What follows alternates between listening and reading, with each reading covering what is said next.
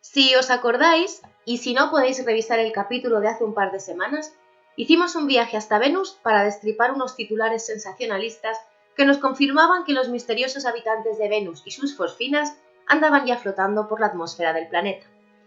Esta semana, el mundo ha estado medio alborotado por otro maravilloso descubrimiento, un alijo de 59 momias descubierto en la planicie de Saqqara, en Egipto, y que de nuevo se nos ha planteado con los tintes de telenovela dramática a los que el señor Zahi Hawass nos tiene tan acostumbrados. Vamos, que según la grandilocuencia de los medios, el hallazgo de la tumba de Tutankamón es un juego de críos comparado con la nueva colección de temporada otoño-invierno de sarcófagos egipcios. La noticia es sin duda importante porque nos permitirá estudiar los nuevos materiales, situarlos en contexto y crear otra bella página en la siempre fascinante interpretación del Antiguo Egipto, en este caso de la dinastía 26, también conocida como Saíta porque reinaron desde la ciudad norteña de Sais, en el Delta, entre los años 600 y 500 a.C., en el periodo tardío del Antiguo Egipto. Vamos a cerrar el reportaje con las declaraciones de los protagonistas de la excavación. Este descubrimiento llegará a todas partes del planeta, porque ha sido el descubrimiento más importante de Egipto en el año 2020. Zahi Hawass, egiptólogo y exministro de Antigüedades. Teniendo en cuenta que estamos en medio de una pandemia y que Egipto ha pasado más tiempo confinado que libre, tiene sentido. También nos ha dicho que tiene localizada la tumba de Cleopatra y que promete descubrir la de Nefertiti este mismo año. Y la segunda joya. Vi esa gran montaña de escombros y, en mi corazón, sentí algo que me dijo, aquí es donde tienes que ponerlos a cavar. Mustafa Ouatziri, secretario general del Consejo Supremo de Antigüedades. Sin duda, el motivo más científico que puede tener un arqueólogo para elegir el terreno donde su equipo tiene que hundir la pala. Y hasta ahí la noticia, porque de momento ni estudios, ni explicaciones de interés histórico, ni mucho menos método científico, solo la promesa de que pronto estarán expuestas en el catálogo del nuevo Museo de El Cairo.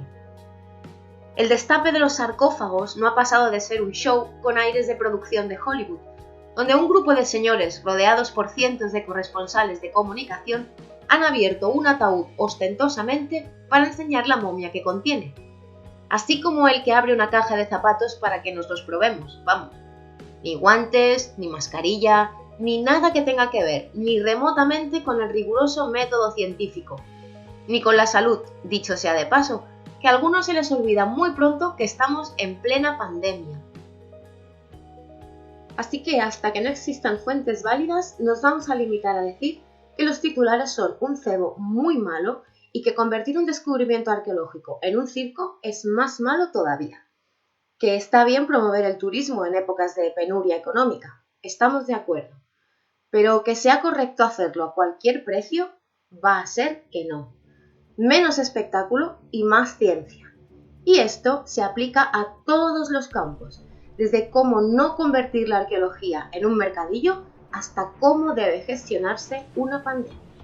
Y para quitarnos este regusto a circo que nos dejan todos los anuncios que tengan que ver con Zahi Hawass, te propongo un vídeo diferente. Te llevo a dar una vuelta por la planicie de Saqqara. Pero esta vez voy a explicarte una historia legendaria, un cuento maravilloso que nos transporte a la antropología social del Antiguo Egipto. Y es que, después de la ciencia, la mejor manera de conocer una civilización es a través de los cuentos y leyendas que nos han legado. El cuento de Sed-Najaemuast pertenece a un ciclo de historias que podemos ubicar un poco más tarde de la época a la que pertenecen las 59 momias recién presentadas en los medios, el periodo greco-romano del Antiguo Egipto, que abarca desde el 332 a.C. hasta el 30. Este tipo de historias eran muy populares en ese periodo, como ahora lo pueden ser nuestros cuentos de siempre, Caperucita Roja, La Cenicienta. Recuerda que la población de Egipto era analfabeta en una proporción de aproximadamente el 95%, así que imagínate lo importante que era la transmisión oral de las historias. Algo parecido a la Edad Media, donde los contadores de cuentos eran una pieza básica para una sociedad que no sabía leer.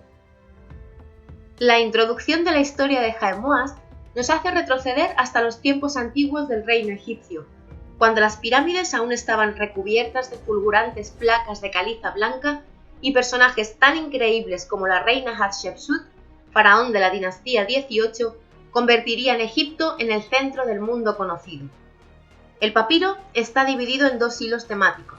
Por una parte, el escriba nos narra las aventuras de Nenefer-Kapta, un príncipe de tiempos muy antiguos de los que no se nos da ninguna pista, en una búsqueda incansable de un documento prohibido, el papiro de Tot, cuyo nombre egipcio es Yehuti, y es el dios de la sabiduría, la escritura, los conjuros, los sueños, el tiempo, los hechizos mágicos y el símbolo de la luna en la antigua mitología egipcia.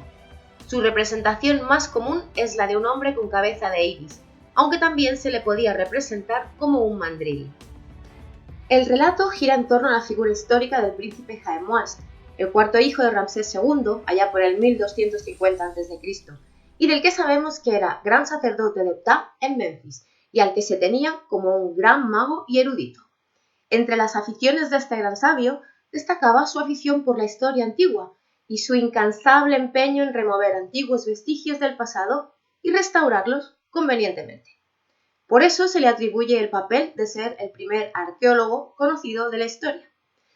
Este hobby, si bien estaba bien visto por algunos, se consideraba irrespetuoso y sacrílego por la mayoría. No estaba bien ir abriendo tumbas y molestando a los difuntos que allí dormían su sueño infinito, ni aunque fuera con el pretexto de restaurar los lugares.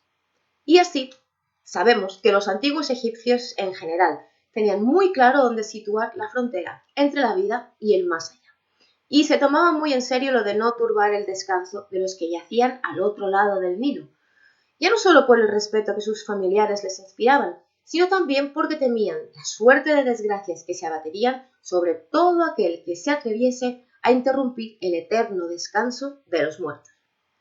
Vamos, que si hubieran visto el circo de la presentación de las 59 momias que nos exhibieron hace unos días, se hubieran desmayado de terror o de vergüenza ajena. Pero a lo que íbamos.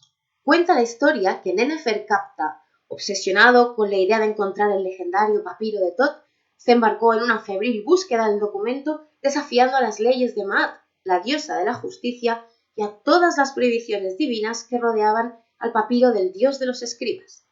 Porque, según contaban, el papiro contenía los dos hechizos más poderosos de toda la creación. El primero otorgaba la capacidad de entender todos los lenguajes de las criaturas que poblaban la tierra, el aire y las aguas, desde el trino de los pájaros hasta cualquier idioma imaginable. El segundo, y este era el más importante, concedía a su poseedor el poder de resucitar a los muertos.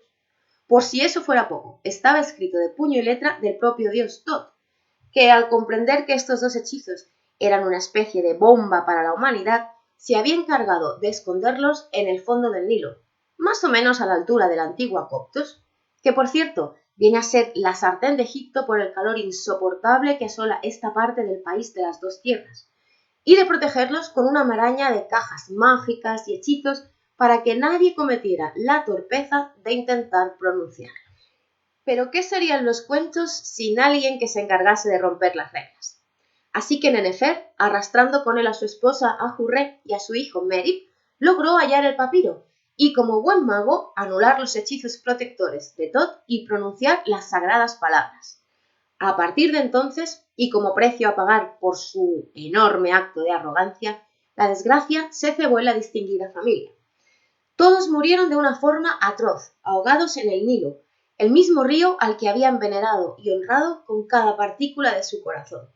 La princesa Ahurré y el joven Merib, tragados por las aguas muy cerca de Coptos.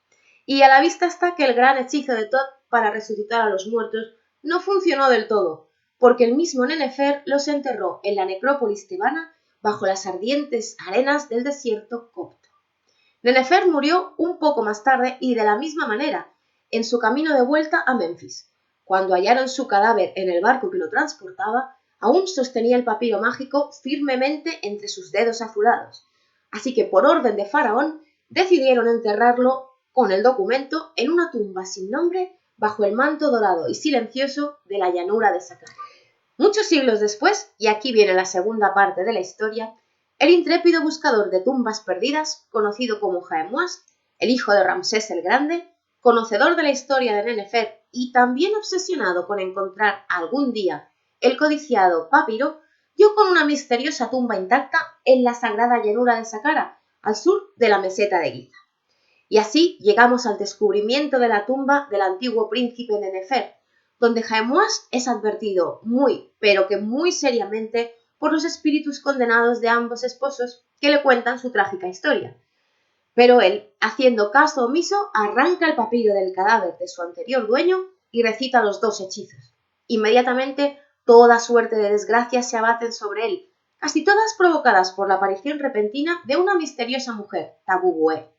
Una mujer que, casualmente, se parece sospechosamente a la difunta princesa Ahurré y que lo conduce hasta la absoluta destrucción moral y casi física como castigo por su arrogancia. Después de perder todo lo que amaba y hasta casi la cordura, Jaemmuas comprende el mensaje y decide devolver el libro a su antiguo propietario para quedar libre de la maldición y de paso recuperar los cadáveres de Ahurré y Merith desde Coptos para hacerlos enterrar junto a Nennefer en Saqqara, del que, como no podía ser de otra manera, también ordenó restaurar su tumba. Contra mi costumbre, te voy a hacer una recomendación personal. El papiro de Saqqara, de Pauline Goetz, un thriller apasionante donde se recrea precisamente esta leyenda, y que por cierto es uno de mis libros de culto. De acuerdo que la autora se toma algunas licencias artísticas, pero la manera de recrear el ambiente de la corte de Ramsés II y la vida de la época es sencillamente excelente. Definitivamente te lo recomiendo. Como todos los cuentos, la historia del príncipe Jaemmuas contiene una moraleja y una advertencia que encarna la sociedad y los valores de los últimos habitantes del antiguo Egipto. Cuando griegos y romanos, especialmente romanos, decidieron que había llegado la hora de acabar con una civilización que, pese a quien pese, nunca morirá. La moraleja, que respetar el sueño eterno de los difuntos es un precepto de obligado cumplimiento, que la arrogancia no es nunca una buena consejera, y que las leyes de Ma'at, que encarna el concepto del orden y la justicia natural, no deben quebrarse bajo ningún concepto. ¿O sí? Como siempre, te invito a visitar mi página giraez.es para no perderte ninguna novedad. Si este vídeo te ha parecido interesante, no olvides suscribirte a mi canal y darle al me gusta. Así no te pierdes ninguno. Puedes dejarme tus sugerencias en la sección de comentarios de este mismo vídeo o escribirme directamente a través del formulario de contacto de mi web. Gracias por dedicarme estos minutos. Sin tu participación, este canal no sería posible. Te dejo con otra reflexión para no perder la costumbre, y esta vez en forma de antiguo, muy antiguo proverbio egipcio. No pongas tristeza en tu corazón, pues los años no son muchos. Gracias por ser y estar. Nos escuchamos en unos días.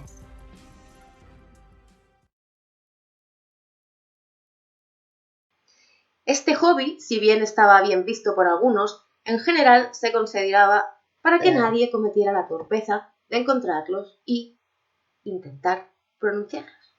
Pero a lo que íbamos. ¿Cuenta la historia de Nennefer? No. ¿Pero qué serían los cuentos sin alguien que se encargase de romper las reglas? Así que Nennefer, arrastrando sus... porque el mismo Nennefer los enterró en la necrópolis tepana.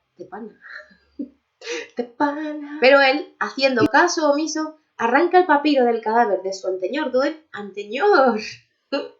después de perder todo lo que amaba, y hasta que Caemás, es un nuevo hijo de Faraón. Yep.